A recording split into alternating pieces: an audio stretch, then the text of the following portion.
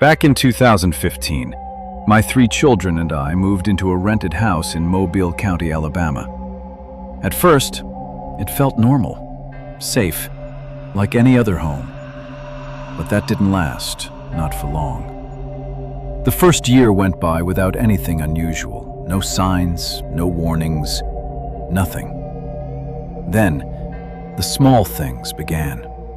A tapping sound on the windows, late at night, soft, almost intentional.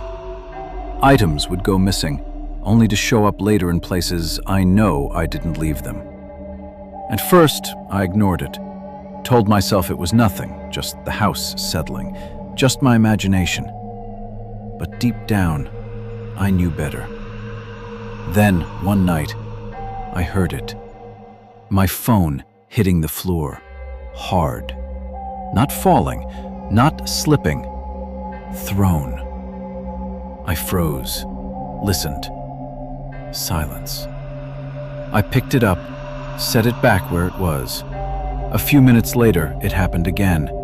This time, I didn't move, because I already knew no one else was there. And somehow, I wasn't afraid. There was no anger, no darkness, just something else. A presence, watching, waiting. I kept it to myself, at least at first, until my daughter came to me one night, annoyed, not scared. "Why do you keep opening my door?" I remember staring at her, confused. She said she closed it more than once, and every time she turned around, it would slowly open again. Not all the way, just enough. Enough to make you notice, enough to make you feel like you weren't alone. That's when I told her everything, and strangely, she stayed calm. I told her, if you feel uncomfortable, just ask it to leave. Not long after, my son had his own experience. I tucked him into bed and walked away. A few minutes later, I heard him talking. "What?" Pause. "Come in." Another pause, then he came to me. "Someone's tapping on my window." Not the door, the window. I checked outside. Nothing. No trees, no branches. No explanation. At that point, I knew. This wasn't random. It was aware of us. We didn't provoke it, didn't talk about it much, and eventually, things went quiet again. Until Baxter. He was a small Yorkie, 3 years old, gentle, playful, the kind of dog that never scared easily. One night, we were sitting on the couch watching a movie. He was asleep beside me, completely relaxed. Then, suddenly, his head snapped up, fast, sharp. His eyes locked on the wall in front of us, a blank wall. At first, I thought he heard something, but he didn't move, didn't blink.